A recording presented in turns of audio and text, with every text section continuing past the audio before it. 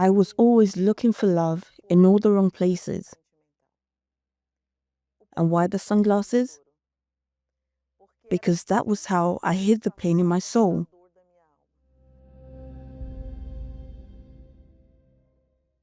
By the age of 8, I already knew the gospel. By the time I was 14 or 15, I had read the entire Bible. This here was my first relationship inside the church, because I belonged to a denomination. That's where I started. And then came my first disappointment. Because after a while, the person asked for a break. Then one Sunday, I found out it was his engagement party with another woman, also from the place we attended. Because I was in the church, I told myself, well, there's no difference between men in the world and men in the church, so I won't make any distinctions anymore. I started searching. Then I reached the stage of my life where I was studying, attending university, and I began looking outside. Then came my second relationship. In this second relationship, I was engaged, but he ended it with me and married someone else. When my second relationship ended, I thought to myself, I'm going to buy a car. Who wouldn't want a woman who is an administrator, because I had a degree in administration, a sales supervisor, and who owns a car? That was how I saw it. But it was funny because the more empowered I felt, the more invisible I became. Then I went into my third relationship, which was this one here. That relationship was even worse. Then the person got married to someone else. He divorced the woman 3 months later, and then we got back together. After I received a revelation at a certain religious place. Yes, I looked for that sort of thing too. And in that revelation, someone told me, by June, someone in your life will return, and God will honor you. God will make your dreams a reality in your life. When the person came back, wanting to be with me again, I didn't think twice. I said, this is it. Not only did he not marry me, but I also went through the most humiliating experience of my life. I hit rock bottom.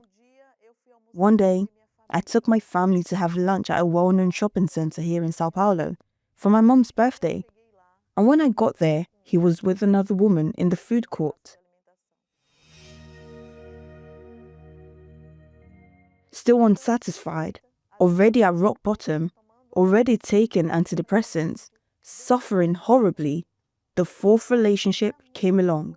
And it seemed very much from God, because he constantly told my parents he wanted to marry me. We had chosen to marry on a farm, which I paid for up front, given 5 post-dated checks at the time to cover the cost of the venue. So you funded the wedding?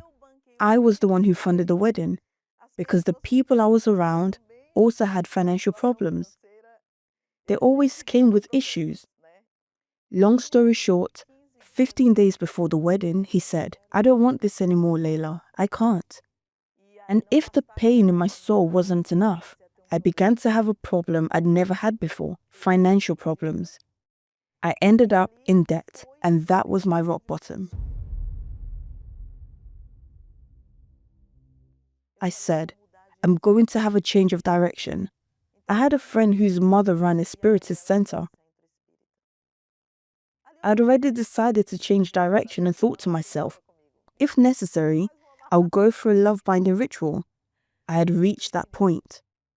Then my friend said to me, Layla, if I take you there, my mother will kill me. My mother doesn't like Christians going there.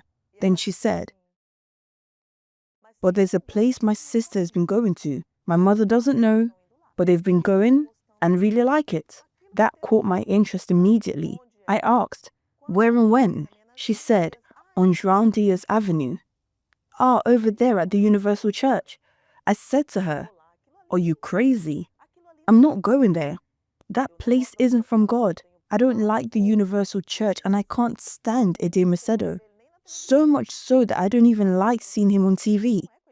Then she said, it's not Macedo. It's with a couple who've come from the United States. I think he's his son. He's just arrived from the United States, and he only works with couples. It's the love therapy. So I said, fine, I'll go. I enter the car park. The first thing I asked one of the assistants, a young man standing there, was, how much is the parking? He greeted me with, good evening, and I didn't even respond, wearing my sunglasses. He said, ma'am, it's free. There's no charge. I thought to myself, right, so it must be inside where everything happens. So I went in.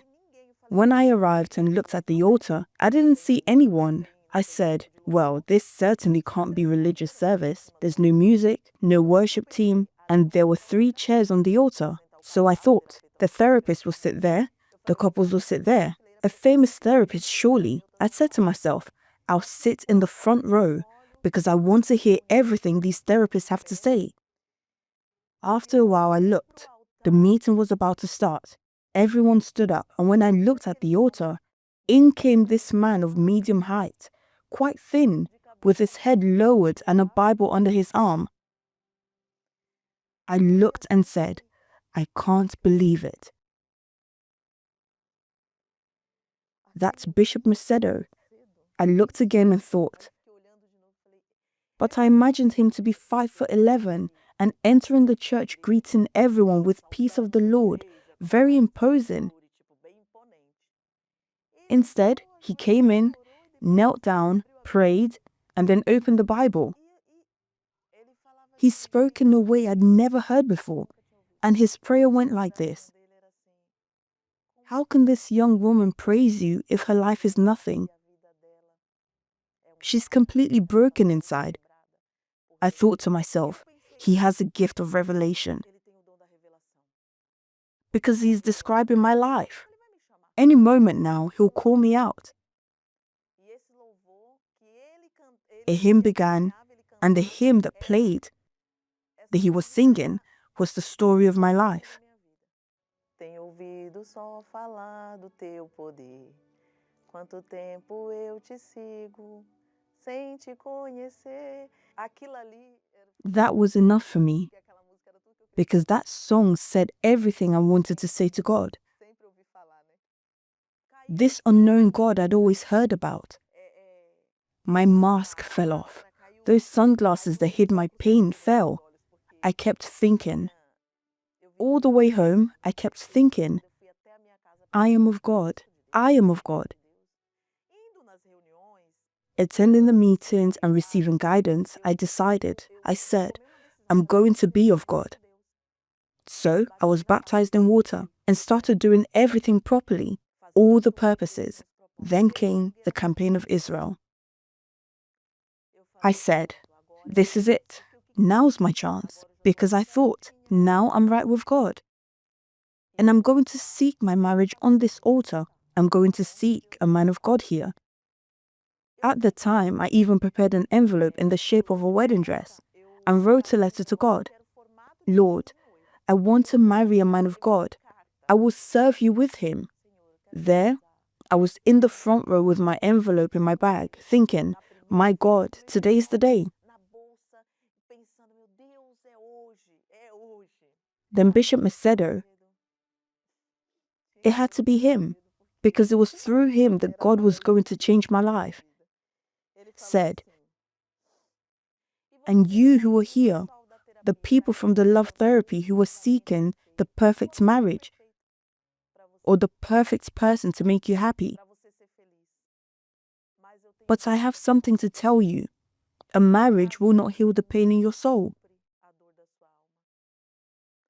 A relationship will not heal the pain in your soul.